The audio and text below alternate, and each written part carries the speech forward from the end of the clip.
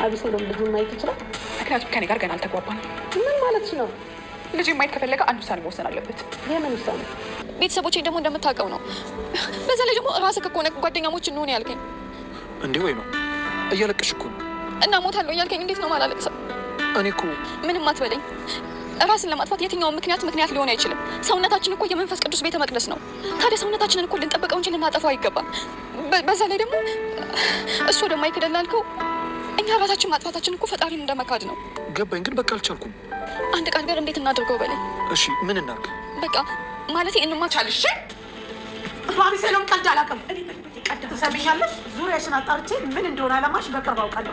ያኔ መሞትም ካለብሽ ትሞቻለሽ። አብረን እንጠፋለን እንጂ ገዳይ እያለ ማለት አልቀምስሽ። መሞት ከሆነ ፍላጎትሽ አሁኑን ሲል ጣርጌ ገልሻለሁ። በረሮ መሰለሽ እንደዚህ አቀሽ አንቺን እምቢ ማለት አይችልም። አንድ ቀን ነግረዋል። ጊዜ አትፍጪ ያለ አለበለዚያ እርግጥ ወዳለበት ህይወት ከገባ አንቺን ማያስታውስሽ። እሺ አዎ በቃ ሁሉንም ነገር ተወውና አብረን ነው። እናንተም የተከበረ ይሁንት። ወይንሸት እንደምታፈቅረው ስትነግረው ፍቅሯን ስለተቀበለላት እጅግ በጣም ደስ ብሏት ይገኛል። በባለፈው ክፍል ላይ እንግዲህ ሚስትየው ወደ ቤት ከተመለሰች በኋላ ክፍልም እንደገባች ልጅ እንዳለው ስትነግረው አብሲሊዮም ማመን አቅቶት ነበረ። ሆኖም አንድ ልጅ ከኔ ያለ፣ ስለዚህ ልጅህን ማየትና ከልጅ ጋር የመኖር የምትፈልግ ከሆነ ከኔ ጋር እንደ መጀመሪያው መመለስ አለብን በማለት ትጠይቀዋለች።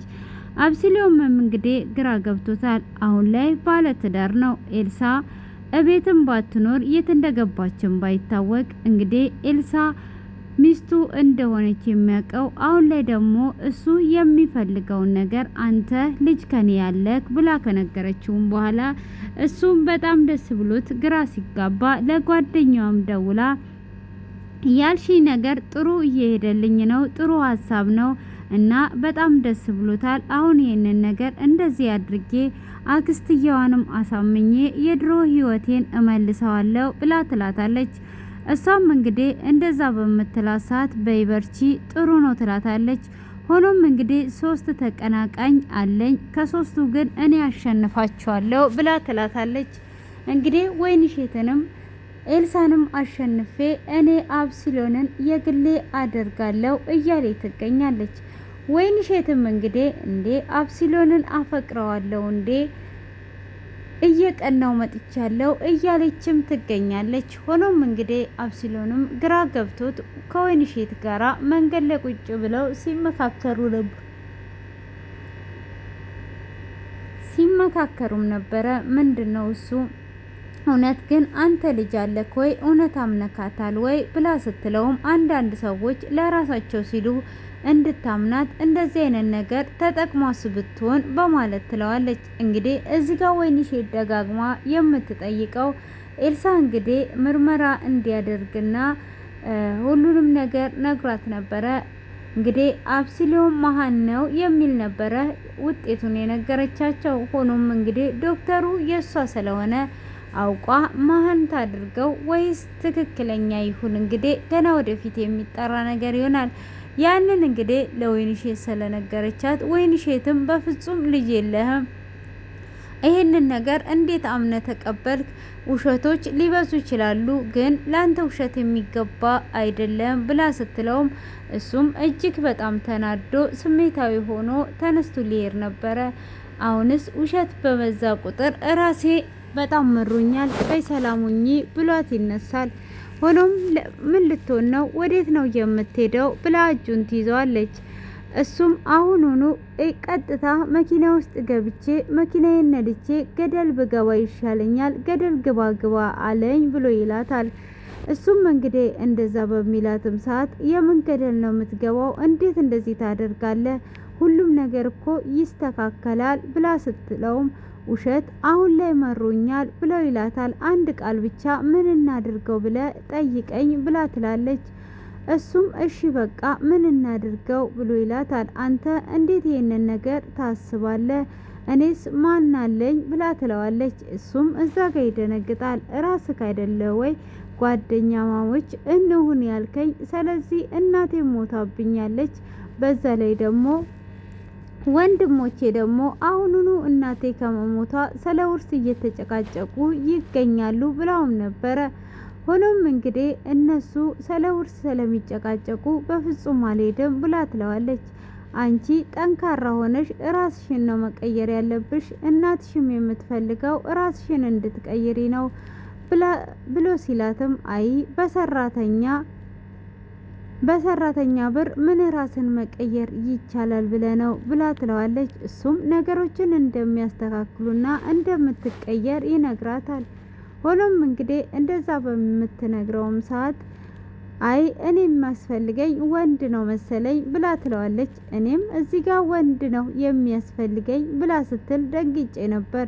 ሆኖም ደንግጬ ከወደኩኝ በኋላ ስነሳ ለካ ባል ነው የሚያስፈልገኝ ለማለት ፈልጓ ነው። እሷም እንግዲህ ባል ያስፈልገኛል፣ ባል ሲኖረኝ ወይ ልቀየር ይችላለሁ ብላ ትለዋለች። እና የምትወጂው ሰው አለ ወይ ብሎ ይጠይቃታል። እሷም አዎ እኔ በጣም አፈቅረዋለሁ፣ እሱ ግን አያቅም ብላ ትለዋለች። ይሄንን ለሱ መንገር አለብሽ፣ ካለበለዛ እሱ ሳያቅ ሌላ ህይወት ውስጥ ገብቶ ሊኖር ይችላል። አንቺን ምንጊዜም ቢሆን የትኛው ወንድ እምቢ አይልሽም። ስለዚህ አንቺን አግኝቶ ነው እንዴ እንኳን አያገኝሽም ማለት ሲጀመር ከየት ያገኝሻል? እሱ 2 ሚስቶች እያሉ አንቺ አፈቅረዋለሁ ስትይ ሸማ ይዝሽም ወይ ያልኩኝ እኔም መልእክቴን አስተላልፋለሁ። ሆኖም እንግዲህ ንገሪው በቅርብሽ በዙሪያሽ ካለ፣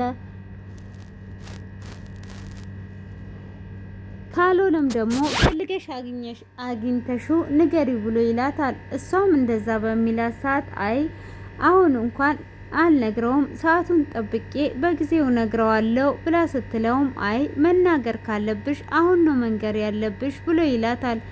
እሷም እንግዲህ ይሄንን ነገር ከየት አምጥቼ እንዴት ሆኜ ነግራለሁ የሚለው ሀሳብ ይገባትና አይ አሁን ብነግር ትቀበለኝ ይሆን እያለች እንግዲህ እሱኑ ታስባለች። ይሄ ነገር የሚሆን ነገር አይደለም፣ ስለዚህ ምንም ነገር እንዳታስብ፣ ይሄ ነገር በፍጹም አይሆንም ብላ ትለዋለች። እሱም እንግዲህ እንደዛ በሚላትም ሰዓት አይ እንዴት ነው እንደዚህ የሚደረገው በማለትም እንግዲህ ትናገራለች። ሆኖም እንግዲህ ያንን በምትናገርበትም ሰዓት ምንድነው ምን ሆነሻል ብሎ ይላታል። እሷም እንግዲህ እንደማይሆን እየተናገረችም ቢሆን እሱ ግን እንደሚሆንና እንድትነግረው አሁኑኑ ከነገረችው እንደሚያገባት ሽማግሌም ልኮ ይነግራታል። እሷም እንግዲህ ያሰበችው ያፈቀረችው ራሷ አብሲሎንም ስለሆነ አሁን ይሄን ነገር ከነገርኩት ነገሮቹ ሊበላሻሉ፣ ይሄ ቅጀት እንጂ ህልም ነው እንጂ ትክክለኛ ነገር አይደለም በማለትም እንግዲህ ራሷን ታሳምናለች። ሆኖም እንግዲህ እሷም ራሷን ካሳመነች በኋላ ምን እየተከሰተና ምን እየተፈጠረ እንዳለ ግራ ቢገባትም ምንድነው ማድረግ የምችለው እንዴት ነው ማድረግ የምችለው እያለች እንግዲህ ግራ እየተጋባች ትገኛለች። ሆኖም ምንም ነገር ማድረግ ስለማትችል አፈቅራለሁ ብላ እንዴት ትነግረዋለች? ግን ችግሮቹን ሁሉ አብረው እንደሚፈቱና እሷ በምትለው መንገድ ከሄደ ነገሮቹ ሁሉ እንደማይበላሽበት ትነግረዋለች። እሱም እንግዲህ እሺ ራሴን አላጠፋም ብሎ ይላታል። ሆኖም እንግዲህ ኤልሳና አጸደም እጅግ እየተጣል አጸደ ነው ስሟ ማን ነው ስሟ? በነገራችን ላይ ከዛ የሆነ ቦታ ድራማ ከምሰራው ጋር ተውታታብኝ እያዛጋኝ ነው። ምን ላድርግበት? መጋኛ መጥቶኝ ነው እንዴ? መጋኛ ግን የት አለ? ብፈልገው አላገኘውም። ብርዱ ነው መሰለኝ፣ ብርዱ እያንቀጠቀጠኝ ነው። ክረምት ገብቷል እና ስሟ ተምታቶብኛል። ለማንኛውም አብሲሊዮም ግን ትርጉሙ አልገባኝ። ምን ማለት ነው? አብስላችሁ ጠብሳችሁ ብሉ ማለት ነው? እኔ አልገባኝም፣ ግን ባቅ ደስ ይለኛል። አብሲሎም አሁን እኛ እዚህ ሰፈር አብረን ይሄንን ተዋናይ የምንሰራ የምንተውነው የምንተርከው ልጆች ሁላችንም ስንጠራው የሆነ አቆላጥመን የሆነ ነገር ነው እየጠራ ነው ያለውና ለምንድን ነው እንደዛ እየጠራ ነው ያለ ነው? እና ለማንኛውም ይሄ ድራማ እጅግ እንግዲህ እየተፋፋመ ነው ያለው። እንግዲህ አሁን አንዱ ልጅ ለ3 አፍቅረውታል ማን አሸናፊ ይሆናል? እንግዲህ እዚህ ጋር ደግሞ የአብሲሎም የመጀመሪያ ሚስት እንግዲህ ልጅ ያላት አይመስለኝም። እሱን ከእንደገና ወደ ህይወቷ ልታስገባ ነው እየጣረች ያለችው። እንግዲህ ኤልሳም አንቺ እውነት ልጅ አለሽ ወይ? እውነት አሁን አብሲሎም ልጅ አለው ልታገናኙ ትችያለሽ ወይ ብላ ስትላትም እሱ ከኔ ጋር መኖር ሲጀምርና እኔ እንደ መጀመሪያው ሚስቱ ሲሆንና ኤልሳንም ወይንሸት የምትባለዋንም ልጅ ከዚህ ቤት ካባረረ እኔ ልጁን አምጥቼ አሳየዋለሁ። በዛ ላይ ደግሞ አሁን ልጁ ራሱ አባቴ እያለ እያስቸገረኝ ነው። ስለዚህ ልጁን ለማግኘት ከፈለገ መጀመሪያ ጊዜ መስፈርቴ ማሟላት አለበት ብላ ትላታለች። እሷም እንግዲህ እኔ የአንቺ ተቃራኒ አልሆንም፣ ግን አንቺ ያለውን ነገር በግልጽ ንገሪኝ ብላ ብትላትም ከየትም አምጥታ በግልጽ ልትነግራት ስላልቻለች አይ አሁን ላይ ምንም ነገር የለም፣ ምንም ነገር አላሳይም፣ መጀመሪያ መስፈርቴን ያሟላ ብላ ትላታለች። ሆኖም እንግዲህ ኤልሳ ትንሽ ትቆይና እኔ አውቄ ነው እንጂ እየሰማውሽ ያለሁት አብሲሎም ልጅ የለውም ብላ ትላታለች። እንዴት ነው ልጅ የማይኖረው? እንዴትስ እኔ ስንት ጊዜ ሁሉ አበሳይን አይቼ አሳድጌ አሁን ደግሞ አንቺ እንደዛ የምትይው? አይ እሱ ሲጀመርም ልጅ የለውም። ልጅ ቢኖረው ኖሮ እስከ ዛሬ ድረስ ለምን ደበቅሽ ብላ ስትላትም መጀመሪያውኑ ልነግረው ነበር። ሆኖም ግን ልነግረው ዛሬ ነገ እያልኩኝ ከዛም በኋላ ባለትዳር እንደሆነ ሌላ ህይወት ውስጥ እንዳለ ሰማይ ለምን ረብሻለሁ ብዬ ጸጥ አልኩኝ፣ ለዛ ነው ብላ ትላታለች። እንግዲህ ድምጹንም የማሰማው ሁሉንም ነገር የማደርገው መጀመሪያ እሱ ከነገረኝ ነው ብላ ስትላትም እሱም እንግዲህ እሺ ነበረ ያለቻት። እንግዲህ ምንም አማራጭ ስለሌላት ማለት ነው። ሆኖም እንግዲህ ማን እንዳጋታቸውና ምን እንደሆኑ እየተጨነቀች ትገኛለች። እንግዲህ ማቲያስንና ኤልሳ ወዴት ከታገቱበት እንግዲህ መጀመሪያ ማቲያስ ነበረ ያገታት። እንግዲህ ማቲያስ ካገታቸው በኋላ አብሲሎም ሞታለች ብሎ ተስፋ በቆረጠበት ግን የሆነ ሚስጥር ነገር እንዳለ ነው የሚያስታውቀው ማለት ነው። እኔ ከሰዓት ቪዲዮ ስሰራ ለምን እንቅልፌ እየመጣ ያስቸግረኛል? ምንድን ነው እሱ መድኃኒቱ? እና ለማንኛውም እንቅልፌ መጥቷል ስላችሁ አላንቀላፋውም። መቀመጫ ላይ ነው ያለሁት። መቀመጫ ላይ አይደለሁም ለካ ሶፋ ላይ ስለተቀመጥኩ ነው ማለት ነው። አንዳንዴ እኮ ሶፋ ላይ ስትቀመጡ ዲያስፖራ የሆናችሁ ይመስላችኋል እና የሆነ ድልድል ያደርጋል። ለዛ ሊሆን ይችላል። እና እንግዲህ ኤልሳ አሁን እንግዲህ ሞታለች የሚል የኤልሳ ደብዳቤ ይመጣላቸዋል። እጅግ ደንግጦ ይተዋል። ሆኖም እንግዲህ ከአብሲሎን እና ሰብለ ተያይዘውም ነበረ። እንግዲህ በፍጹም በአብሲሎም እንደማትደራደር ትነግራታለች። እንግዲህ የአብሲሎም ቻርጀር ሊዘጋ ነው። እኔ እናትን እያወራሁ ቻርጀሩ ቢዘጋ እንዴት ላደርግ ነው? ቻርጀር ሊዘጋ ነበረ እኮ ለትንሽ ነው የተረፉት። ወይኔ ራሴን እንዴት ነው የሚሻለኝ? አሁን ሰዓቱም እየሄደ ነው። እና እኔ ግን እዚህ ጋር ጥያቄ ያለኝ እውነት እንደዚህ አይነት ህይወት ይኖራል እንዴ? አሁን ማለት ወይንሸት ሰራተኛ ናት። ሰራተኝነት እየሰራች ባለትዳር የሆነውን ሰውዬ ማፍቀር ወይም ደግሞ እንደዚህ ፍቅሯን መግለጽ ትችላለች? ይኖራል እንደዚህ አይነት ነገር? ወደፊት እኮ ሰራተኛ ቀጥሬ ስለምኖር ባሌን ልትቀማኝ ከምትመጣ ራሴ ስራዬን ብሰራ ይሻለኛል። እኔ ትዳሬን አሙቄ እየሰራው እየኖርኩ ያለሁት ሰራተኛዋ ባሌን ብትነግጠኝስ ብዬ ሀሳብ ያዘኝ። እኔ እኮ ብዙ ነገር ነው ማስበው። እንደዚህ አይነት ነገር አለ? እሷስ ምን አይነት ድፍረት ነው እሱን የምታፈቅረው? ደግሞ ኤልሳም አሁን ባሏ እንደዚህ የሚያደርጉ አሉ። ምን እንጃ ግራ ገብቶኛል። የሚገርማችሁ ነገር ማለት ነው ይመቻቸው እንጂ እኔ ግራ ገብቶኝ፣ ለምንድን ነው እንደዚህ አይነት ስርስር ያለው? እና ደግሞ እቺኛውም ሳትወልድ ልጅ አለኝ ምንድን ነው እንደዚህ ይሄ እንኳን ወይ ሊኖር ይችላል መሰለኝ አንዳንድ ወሬ ስንሰማ እንግዲህ ማንኛውም እኔ እንቅልፍ መጥቷል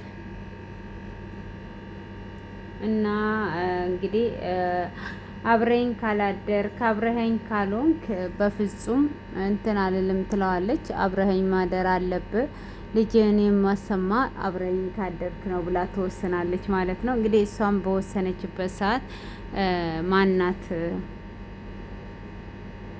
ስሟ ጠፋብኝ፣ ወይንሸት እንግዲህ ልጅን ለማግኘት እንግዲህ ለማወቅ ልጅ እውነት እንዳለ ለማወቅ አሁን አንተ ገብተህ እኔ እሷ የምትለን ሁሉ እሺ በላት ትለዋለች። እሱም ወይንሸትንና ኤልሳን ከዚህ ቤት አውጥተህ እንደ መጀመሪያው እንኑር ብላ ትለዋለች። አልጋ ላይ ወጥታ ነበር የጠበቀችው። ሆኖም እንግዲህ ምነው አምሮብኛል፣ እኔ ባለትዳር ነኝ፣ እንዴት እንደዚህ አደርጋለሁ ብሎ ሲላትም እንግዲህ ወደ መጀመሪያ ህይወታችን እንመለስ ብላ ስትለውም ግራ ገብቶት እንግዲህ ሻወር ገብቼ እመጣለሁ ብሎ ሲላት አይ መዘጋጀት እንዴት ነው መዘጋጀት እያለች ከእንደገና እሱ ደግሞ በፍጹም ትን እያለኝ አይ ዋስቅ ጠጣ ጠብቁኝ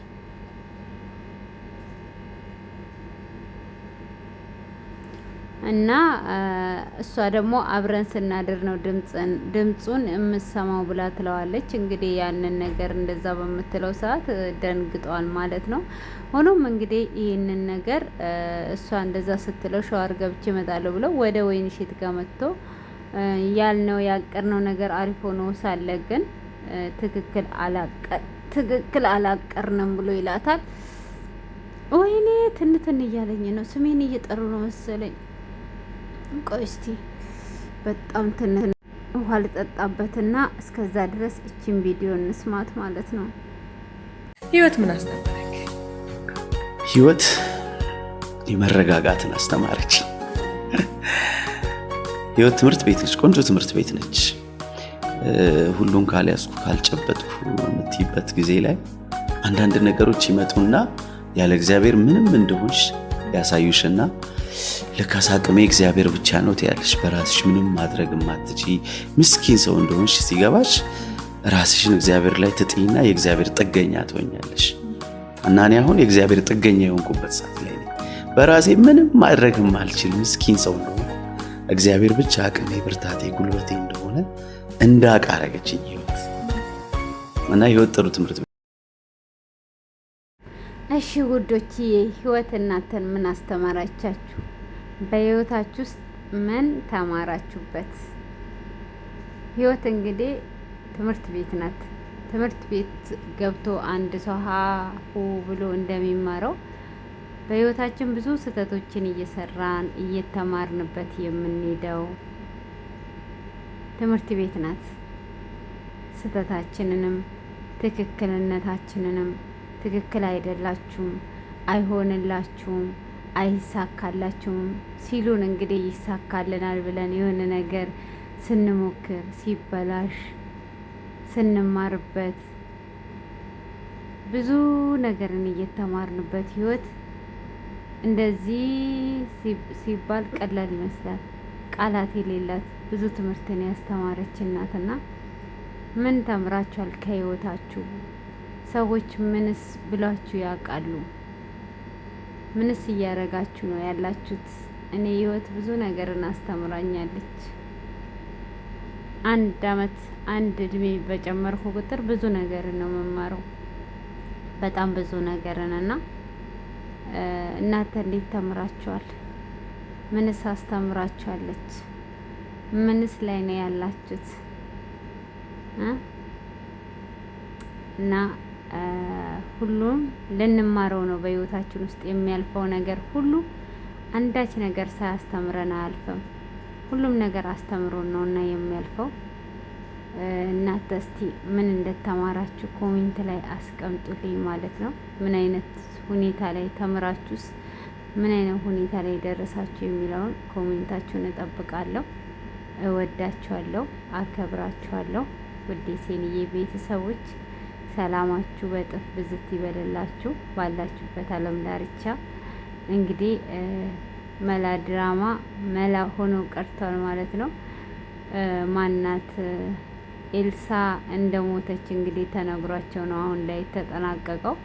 ጠዋት ጠብቁኝ የሚል ደብዳቤ ወስደው ከዛም በኋላ እንግዲህ ጠዋት ምን ይፈጠር ይሆን ብለው ነው እንግዲህ ከኤልሳ ከአዲሱ ሚስቱ ጋርም አላደሩም እና እስቲ ምን ይፈጠር ይሆን? ማን ነው እየመጣ ያለው? ማቲያስ፣ ኤልሳ ወይስ ሌላ ሰው ወይስ ማን ነው? ወይስ እናቷ? እንግዲህ ኮሜንት ላይ ግምታችሁን እስከዛ ድረስ እስኪለቁልን ድረስ ግምታችሁን አስቀምጡልኝ። አመሰግናለሁ። መልካሙን ሁሉ ተመኘሁላችሁ። መልካም ምሽት።